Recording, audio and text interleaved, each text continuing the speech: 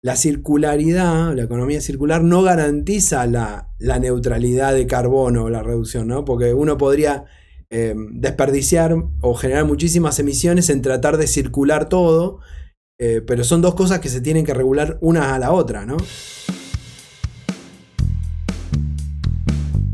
Hola, soy Guillermo Frank y te doy la bienvenida a otro video acá en mi canal. Si es la primera vez que me ves, te cuento que en este canal le damos un espacio a la sostenibilidad relacionada al packaging, a las marcas. Tengo mi libro Packaging para salvar el planeta y si te gusta el contenido del canal seguramente te va a gustar el libro. Hoy tenemos un video muy especial porque está basado en una tesis de un proyecto de sostenibilidad, de circularidad que implica varios materiales, reutilización, recuperación, reciclaje, que hizo Romina Levi para la Universidad de Lanús, y muchos de sus fundamentos está basado en el libro en este libro. Así que me pareció un proyecto súper interesante para contarlo, en cómo funciona, cómo lo pensó, cuáles fueron las bases que tomaron y las directrices y todo lo que aprendió y cómo cambió su vida en función al cuidado del medio ambiente, a separar, a compostar, a reducir, toda una serie de cambios que todos tenemos que hacer para construir un camino hacia la sostenibilidad. Que lo que nos cuenta Romina está muy bueno.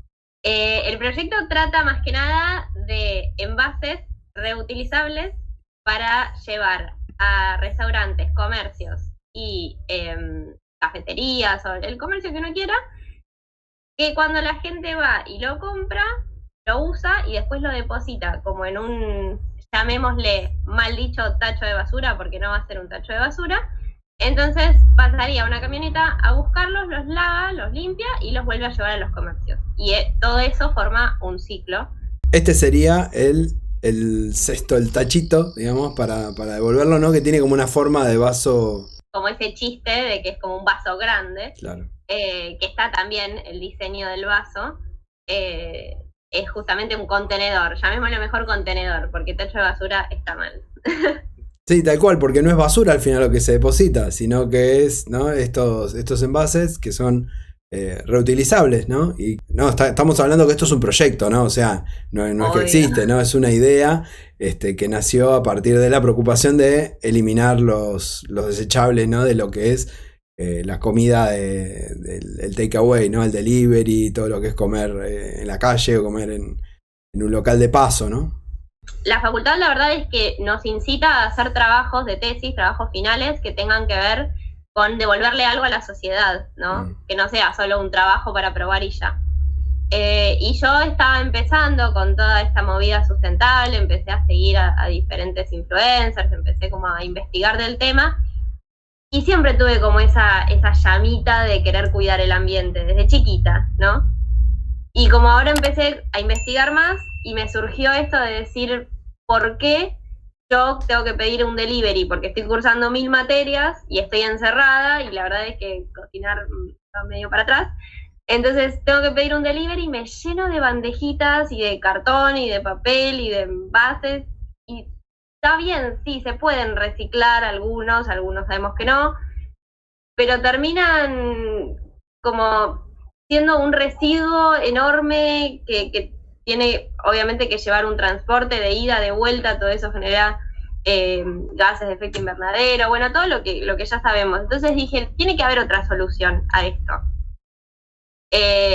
Vi que ya había ciertas empresas que estaban empezando con algo así, que fueron como mis antecedentes. Acá en Argentina sería Quero y Café Circular. Si bien también, bueno, Boomerang y Reusabol son de España y Acero Circular y Loop tienen que ver, pero me gustaba más como antecedente la onda del diseño en sí, de cómo era el Instagram y sus redes.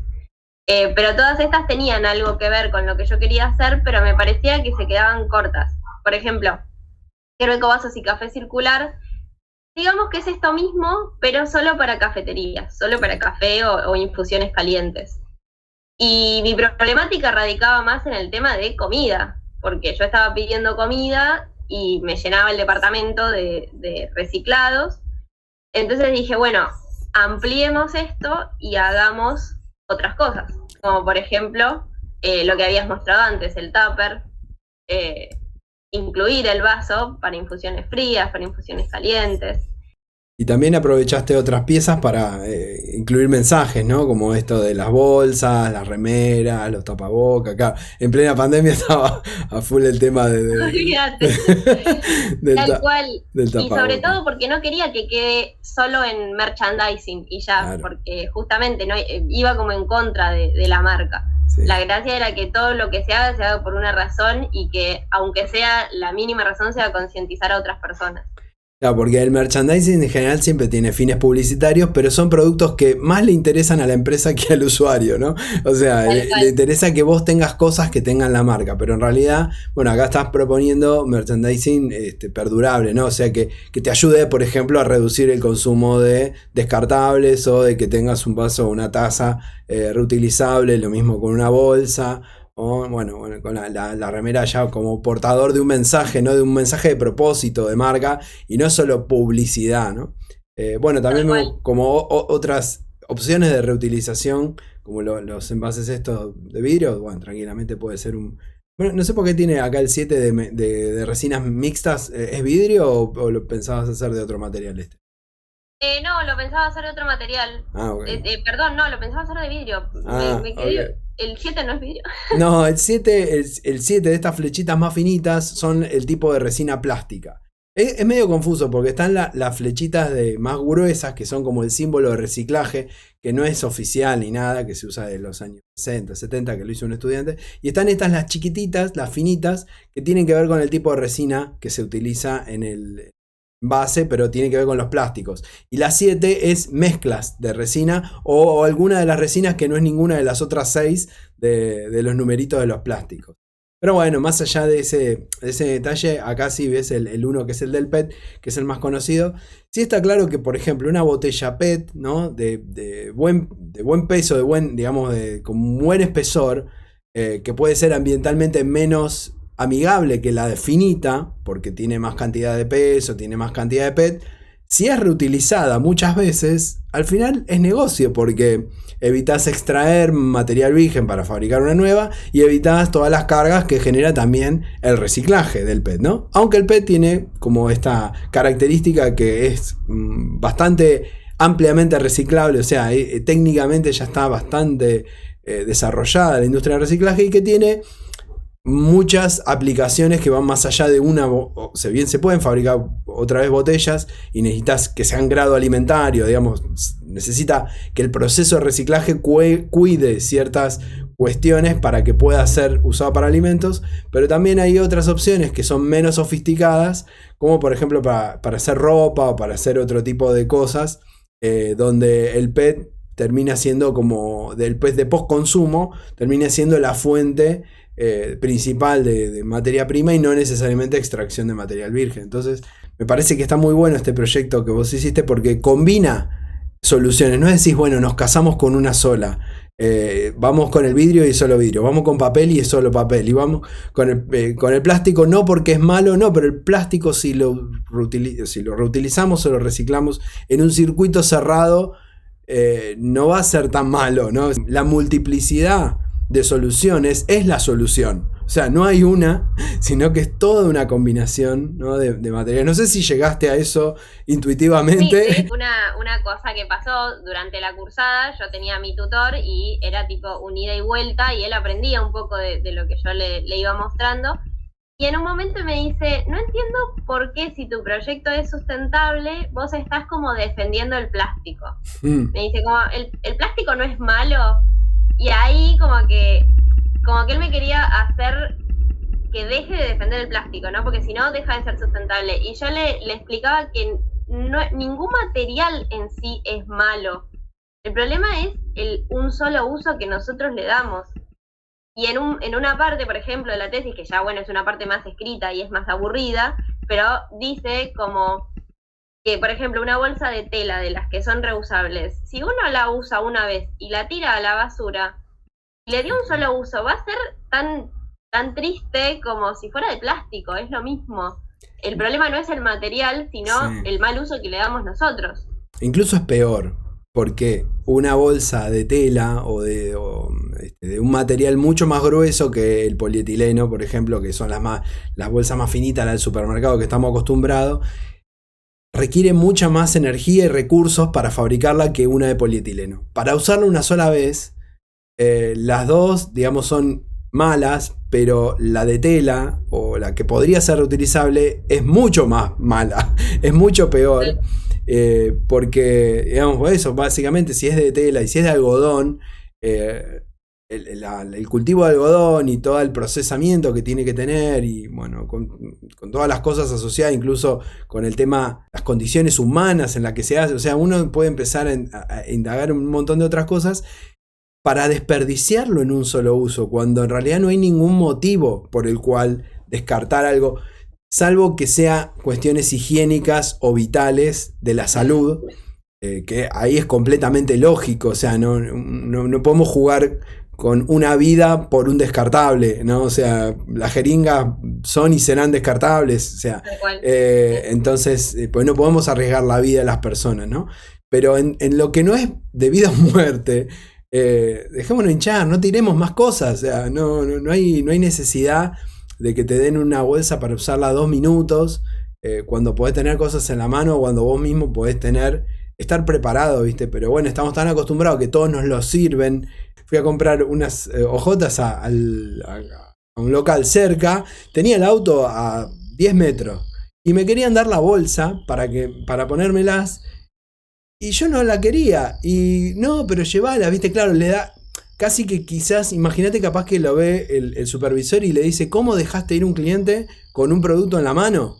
¿Entendés? Como si ya si fuese una política del local de que la atención tiene que ser completa si es así, y que generás mala imagen si te vas. Bueno, andás a ver todas las cosas, ¿no? Pero si ahí hay un cambio de mentalidad en el local y, por ejemplo, te dicen, ¿no?, que al final termina siendo una gran excusa para ahorrar. No damos bolsa porque nos preocupa el medio ambiente, pero ahorrás guita. O no damos factura, te la mandamos por mail, ¿estás de acuerdo? Así ahorramos papel. O sea, al final, atrás de esa demagogia puede ser que haya demagogia y, digamos, y falso ambientalismo, pero igual es el camino, o sea, es el camino en reducir lo innecesario y lo problemático, cuando sabemos que esos materiales no son 100% necesarios, que pueden ser problemáticos, ¿no? Que las bolsas que tienen los locales son de polietileno, pero son muchísimo más gruesas, que hasta para la basura es un desperdicio grande, que para la basura la que te dan en el supermercado es más eficiente que la que compras en el súper como bolsa, porque usa menos material, aunque es más chiquita, ¿no? O sea, si la vas a usar para un solo uso, para traer cosas del súper, y después la querés usar para la basura, si es que tirás basura, mucha basura, y si no compostás y separás, algo de residuos vas a tener que tirar, bueno, que sea lo mínimo, y en esas bolsitas, que es el mínimo material posible, bueno, hasta es más preferible que uses eso, ¿no? Me ha pasado en la farmacia que tengo acá en la esquina de mi casa, pedí un remedio, una cajita así, chiquitita, y me dieron una bolsa del mismo tamaño de la cajita, claro, sin manija, sin nada, era como, no tiene sentido alguno, y entonces yo se la saco y le digo, no, deja, muchas gracias, lo quiero sin bolsa. Y como que se enojó, me dijo, ¿cómo te lo voy a dar sin bolsa? ¿Viste? Me toqué, estoy en la esquina, o sea, no la necesito, es un residuo totalmente innecesario. Bueno, acá me gusta esta frase, que no sé dónde la habrá sacado, un residuo menos es un problema menos. La mayoría de las frases que están ahí son de tu libro. Y debo decir que hay un montón de referencias, me salvó para poder ordenar conceptos y hacer como un texto lindo que se entienda y que tenga como forma de tesis, ¿no? Claro. Que sea como para entrar a una universidad. Qué bueno. Así que sentís que te ayudó, digamos, por ahí a ordenar ideas. O sea, ¿qué sentís lo que más te ayudó el libro?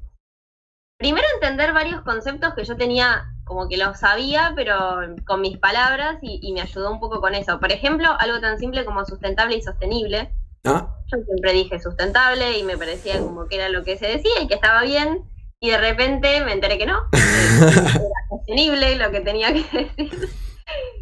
Y de hecho lo expliqué en mi tesis, sí. Cité, obviamente, ese tipo de cosas, y después aprender otras, los gases que se envían de cuando hacen transportes de cosas, y cuando los materiales son pesados, eso hace que haya que, o pesados o grandes, como por ejemplo el vidrio, hace que generen más más gases que otros materiales como por ejemplo el plástico. Y ahí es cuando empecé a entender que el plástico no era malo, que nuestro enemigo no es el plástico, sino un solo uso que le damos.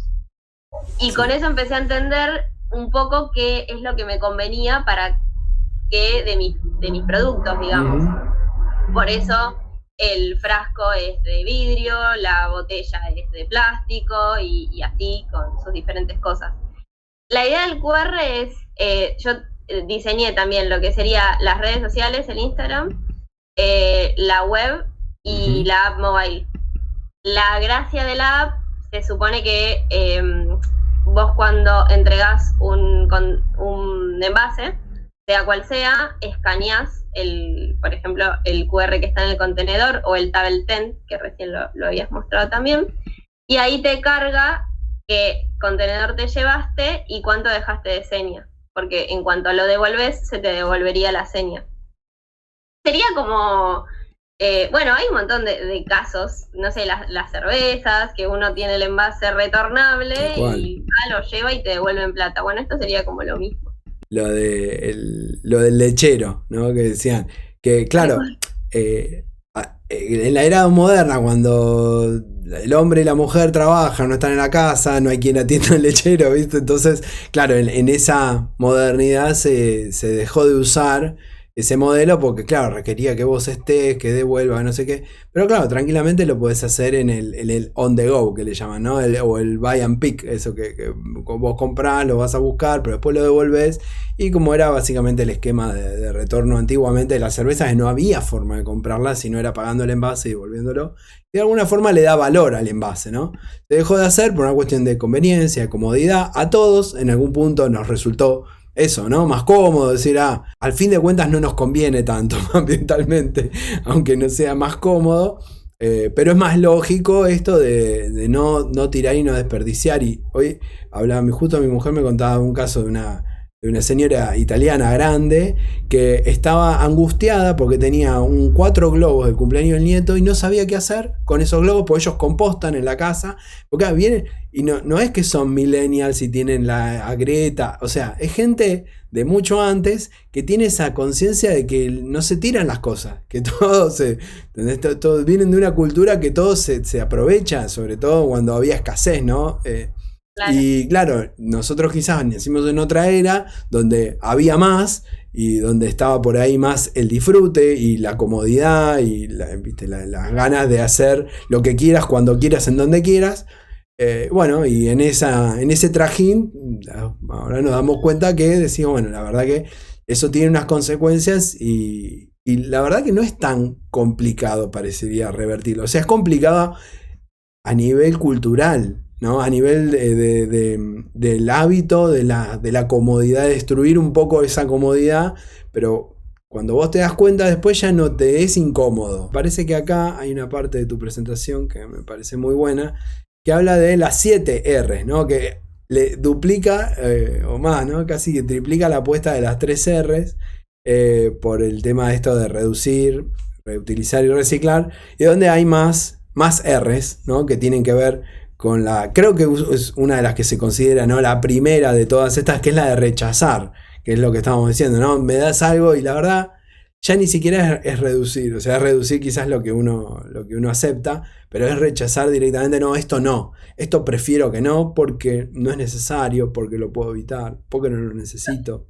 Yo creo que la primera de todas, o por lo menos creo que es como un poco lo que me pasó a mí, es la de reflexionar. Ah, claro, sí, claro. Porque es como, qué sé yo, creo que todos por ahí empezamos o reciclando o compostando, o creo que no, que la mayoría reciclando. Y en realidad, separando, porque reciclando, yo tengo un tema, ¿no? Claro, suena demasiado optimista. Vos pensás que todo lo que vos separás se recicla. Y la realidad es que depende de que vaya a un centro de separación, que lo separen, que se hace, ¿eh? Pero después que haya una cooperativa que lo pueda vender, que haya alguien que se lo quiera comprar, que todo lo que pusiste ahí quizás vos pensabas que era reciclable y quizás técnicamente lo es, pero después no hay mercado, o se vuela, o se pierde, o nadie lo termina clasificando. O sea, si están los canales correctos, yo soy de los que dicen sí, funciona, ponerlo en la campana verde. Ahora, no todo lo que uno cree que se puede reciclar, se recicla realmente, pero eso van por cuestiones o técnicas o comerciales, ¿no? Claro, Pero sí que... un poco lo que me pasó a mí, lo mismo todo lo que sea compostable, si Ujú. no es compostable y se tira a la basura, es lo mismo que nada. Y yo cuando me enteré de esto, como decís, separaba mis residuos, los llevaba y todo, y cuando me enteré de esto dije, no sé si esta es la solución. Claro. Y además que empecé a darme cuenta que se me llenaba la casa de reciclados, que sí, obvio, cuando los llevaba, listo, me los sacaba de encima, pero digo, es un montón, y somos 2 personas nada más en el departamento y generábamos un montón de bandejitas y de cosas. Entonces ahí dije, no, a ver, tratemos de reducir, porque también todas esas bandejitas las tenía que lavar. Claro. Y la verdad es que no es algo guay, que feliz que soy lavando 10.000 bandejitas por día, ¿no? Entonces dije, no, hagamos otra cosa, empecemos a reducir. Y así es como empecé por ahí a conocer, no tanto en el tema gastronómico, pero sí por ahí los shampoos sólidos. Que ahí ya no tenés el packaging de plástico, que sí, se puede reciclar, pero ¿por qué mejor no directamente no tenerlo? Y como que siento que es un proceso que cada uno tiene que ir haciendo medio a su tiempo, porque por ahí si a mí al principio, cuando yo quise reciclar el primer tapercito, me decían todo esto, yo como que no sé, me abrumaba y era un montón. En cambio lo fui como aprendiendo sola y de a poco, y siento como que ahora trato de buscar el mejor final para cada uno de los materiales que encuentro en la vida, digamos, que no siempre es reciclar, que a veces por ahí es llevar a algún emprendedor que le da otra vida. Por ejemplo, no sé, los sachets de yogur, que hay emprendedores que hacen carteras y que hacen otro tipo de cosas. Entonces trato de a cada cosa darle como el mejor final, o el que siento yo que es el mejor final, y trato de compostar, y trato de hacer un montón de cosas, que ya te digo, si me las decían al principio iba a ser como, no, esto es un montón, es imposible. Y de hecho me pasa que mucha gente no sabe por ahí cómo se separan los residuos o cómo se composta, y me empiezan a preguntar, y por eso también me creé un Instagram que se llama Ecoansiosa, para empezar como a ordenar un poquito todo, porque vi que la gente me preguntaba y digo, bueno, necesito tenerlo en algún lado para mostrarlo, que sea más visual. Pero cuando les mando 200 audios explicando todo lo que yo hago, me dicen, bueno, mira, arranco separando cartón, plástico, metal y después seguimos. Tal cual. Porque es un montón. Pero ya te digo, como decís vos, en mi día a día no lo siento así. Es como, bueno, la chapita, listo, la chapita de la lata a la botella. El ticket a otra botella. El plástico a la botella de amor. Y como que ya lo tengo en mi rutina, es así. Lo automatizaste, o sea, y eso es lo mejor. Yo siempre recomiendo empezar por lo que yo empecé, que fue separando los residuos, después la manera de empezar a ver y entender qué corno está pasando con lo que compras automáticamente. O sea, imagínate, yo encima soy diseñador de packaging hace 20 años más o menos. Y no me daba cuenta. Y cuando conecté digo, pero si yo estoy trabajando para hacer esto, ¿por qué no está pasando algo? Porque claro, cuando yo llego, pasa, ¿no? En la parte de comunicación, llega a mis manos un proyecto, al estudio, ¿no? Donde trabajo en Trima, llega a nosotros un proyecto de comunicación, ya está todo definido, cómo es el producto, cómo se va a envasar, a quién lo va a fabricar, qué material es, cómo se conserva mejor. O sea, es medio complicado en esa instancia poder cambiar todo lo anterior. Pero ahora, entendiendo un poco más de todo eso, puedes decir, levantar la mano y decir, ojo, que esto podría ser así, así, asado, o si es así, deberíamos decir esto, o que te digan, poné este sello, nos gustaría comunicar algo así. No, pero ojo, esto no es así. Y ahora empieza el proceso inverso. Empiezan a preguntarse, ¿y cómo podríamos hacer para cambiar lo que estábamos pensando? Y ahí es donde se pone interesante, ¿no? Porque creo que ahí es donde tenemos la oportunidad como diseñadores, ¿no? Como de transmitir no solo los mensajes visuales de las marcas, sino también ayudar y a crear conciencia en los mismos equipos que desarrollan todo eso, para repensar que vos decís, bueno, eso podría ser del diseño industrial, de la ingeniería, sí, genial, pero no viene de movida por esas carreras. Ahora se está incorporando, pero en ninguna formación académica estaba en el programa el tema de cuidado del medio ambiente y de dónde vienen las materias primas y qué se hace en el postconsumo.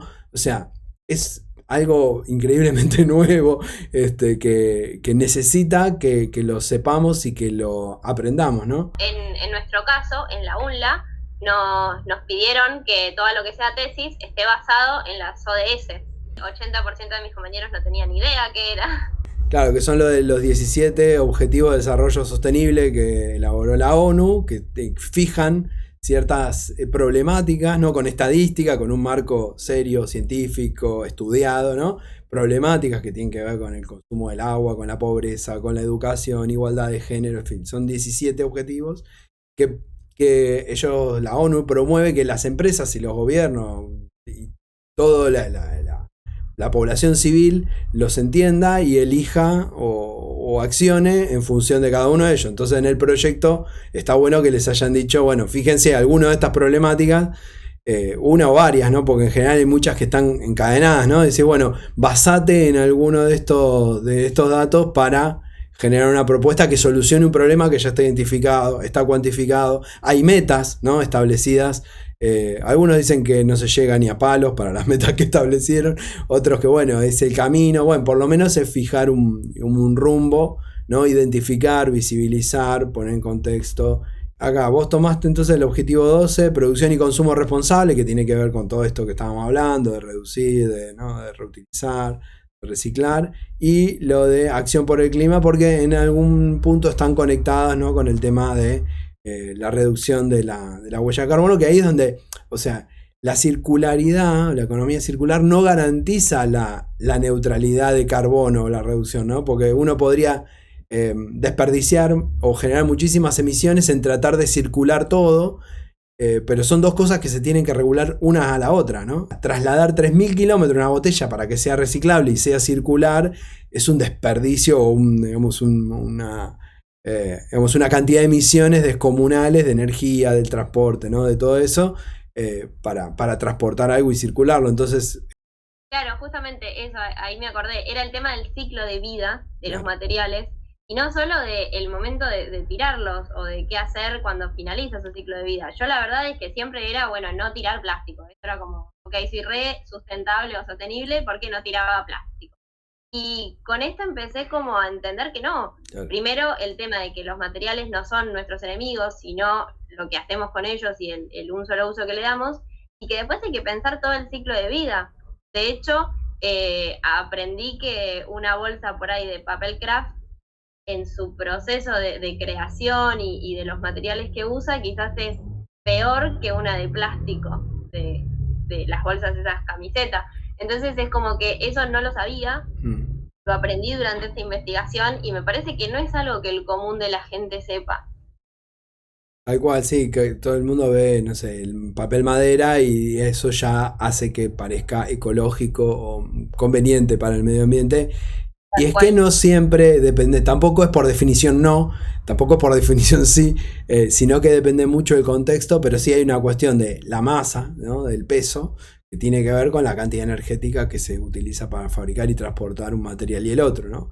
Ahora, usarlo los dos para usar una vez y tirarlo cuando existe la posibilidad de evitarlo, sí. Ahora cuando no existe, está todo bien. Y pasa mucho con esto de los alimentos, ¿no? Del envase para alimentos preparados, como esto de la comida por delivery y todo, que al final el material termina en contacto con sustancias orgánicas y a veces eso complica, si no se lo trata bien, para el reciclaje y contamina, ¿no? Entonces ahí es donde un poco puede tener sentido la compostabilidad, si realmente existe una manera de darle un fin de ciclo adecuado a lo compostable cuando está en contacto con alimentos y perjudica o atenta contra la capacidad de recuperación de ese material. Entonces ahí es bastante lógico, ¿no? Pero está bueno esto, tener claro, como vos decías, no pensar el fin de vida ideal para cada producto. En realidad que eso tiene que venir pensado desde antes y indicado, comunicado, aprendido, lo que sea, para que la sociedad actúe de manera automática. Pienso que es esto, ¿no? De cambiar un poco el diseño de nuestras vidas, cómo nosotros mismos diseñamos la vida, como diseñadores diseñamos los productos, la comunicación, y dentro de lo que es cada uno como individuo también elige qué cosas hacer y qué cosas no hacer, y en eso está un poco este camino, ¿no? O sea, no veo que sea algo simple de encontrar, y mismo algo que me sorprende, por ejemplo, los contenedores. En algunos lugares el papel es el contenedor es color azul, en algunos lugares es verde, en algunos lugares es rojo no, porque justamente ese color es para otra cosa, pero es como que digo, no está fácil, no está friendly para el usuario, y creo que es algo que estaría bueno cambiar.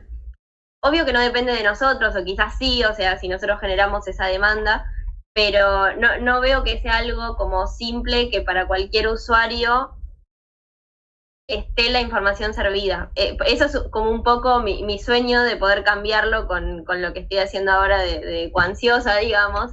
Sé que es muy ambicioso, pero es como que quiero poder centralizar todo lo que yo hago en textos y en imágenes para decir, bueno, ¿qué hago con el tetrabric? Bueno, lo llevo a tal lado. ¿Qué hago con el plástico? Lo pongo en la botella de amor si es de tal tipo. Si no, lo llevo a que son un montón de cosas que yo fui aprendiendo, como te decía antes, y que creo que no es fácil de llegar a toda esa información, me llevó un montón, y estaría buenísimo que sea algo más masivo, porque si viene de otro lado, como de más arriba, como si se obliga al consumidor final a hacerlo, como decías vos, no te dan factura, si no la tenés que pedir. Bueno, genial, me parece genial que como la primera opción, la default, sea que no te lo den, que vos lo tengas que pedir si lo necesitas. Creo que ese es un poco el cambio de diseño que necesitamos en la vida y en el sistema, ¿no? Tal cual, y es automatizar esas buenas decisiones para no generar esfuerzo, porque al principio te decís, qué cansancio que me da tener que pensar todo en esto, pero la idea es que uno va haciendo cambios de a poco y los vas incorporando y terminan siendo parte de tu día a día, ¿no? A mí me ilusiona bastante cuando por ahí mis amigas me ven que tengo todos los envases para poner una cosa, qué sé yo, y me preguntan, ay, ¿para qué tenés esto? Y después por ahí se lo dejan pensando y a la semana me dicen, ¿cómo era que hacías tal cosa? Claro. Por ejemplo, una amiga me preguntó cómo separar. Le empecé a decir cómo era que se separaba en origen, y al siguiente audio fue, no puedo creer la cantidad de cosas que tengo acá para reciclar. Dice, es una bolsa enorme.